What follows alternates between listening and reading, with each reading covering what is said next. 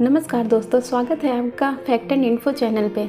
आज हम काफ़ी दिनों के बाद आपके लिए कोई वीडियो लेकर आए हैं। सबसे पहले आपको होली की हार्दिक शुभकामनाएं। आप सभी को होली की बहुत बहुत शुभकामनाएं। तो चलिए बिना देरी किए वीडियो स्टार्ट करते हैं। सबसे पहले आपको आज हम ये बताने वाले हैं होलिका दहन क्यों किया जाता है और होली क्यों मनाई जाती है। होलिका दहन की कथा लाखों करोड़ों वर्ष पहले ग्रंथों और विष्णु पुराण होलिका दहन में विस्तार से किया गया है। यहाँ हम आपको विस्तार से तो नहीं बता पाएंगे, लेकिन संक्षेप में तो बता ही सकते हैं। तो चलिए शुरू करते हैं। बहुत पहले समय की बात है। झांसी से लगभग 80 किलोमीटर दूर एरच नगर है। ऐसी मान्यता है कि सतयुग में हिरण्यकश्यप नाम का राजा यहाँ पर रहा करता था, जिसकी ये राजधानी हुआ करती थी, जिसने आतंक और भय के कारण संपूर्ण पृथ्वी पे लोगों का जीना मुश्किल कर दिया था।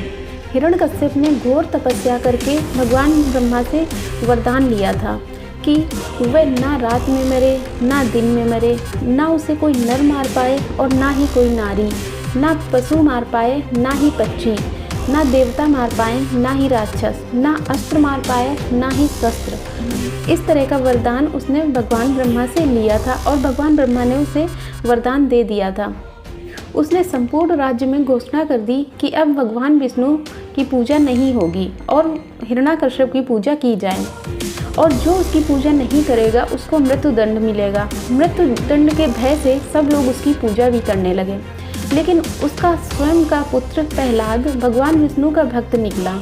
उसने अपने पिता की पूजा करने से इनकार कर दिया, जिससे नाराज होकर अपने पुत्र प्रहलाद को हिरण्यकश्यप ने मारने के कई प्रयत्न किए, लेकिन भगवान विष्णु की कृपा से प्रहलाद हर बार बच गए। हिरण्यकश्यप ने अपने पुत्र प्रहलाद को मारने के लिए कई उपाय किए। कभी प्रहलाद को मारने के लिए सांपों के तहखाने में बंद किया गया, तो कभी हाथी के पैरों से कुचलवाने का प्रयास किया गया। जब वह असफल रहा तो उसने अपने सैनिकों को पर्वत से नीचे फेंकने का आदेश दिया। सैनिकों ने प्रहलाद को पर्वत से देतवा नदी में फेंक दिया, लेकिन भगवान विष्णु ने स्वयं प्रहलाद को अपनी गोद में बैठकर बचा लिया। भक्त प्रहलाद को पर्वत से धक्का देने के कारण आज इस पर्वत को डिकोली पर्वत के नाम से भी जाना जाता है। जब हिरण्यकश्यप प्रहलाद को मारने में असफल रहा तो उसने अपनी बहन से कहा कि वह प्रहलाद को लेकर अग्नि में बैठ जाए। अब चूंकि हिरण्यकश्यप की बहन होलिका को यह वरदान प्राप्त था, होलिका के पास एक ऐसी साल हुआ करती थी, ओढ़ लेने के बाद अग्नि का कोई प्रभाव नहीं पड़ता था। यही सोचकर हिरण्यकश्यप ने अपनी बहन होलिका को आदेश दिया कि वह लकड़ियों के गट्ठर पर प्रहलाद को लेकर बैठ जाए, जिससे प्रहलाद आग में जलकर मर जाएगा। और फिर एरच नगर में लकड़ियों का एक ढेर बनाया गया, जिस पे होलिका प्रहलाद को लेकर लकड़ी के ढेर पर बैठ गई और ढेर में आग लगा दिया गया। लेकिन एक बार फिर भगवान विष्णु की कृपा प्रहलाद पर पड़ी और प्रहलाद बच गए। हिरण्यकश्यप की बहन होलिका आग में जल गई।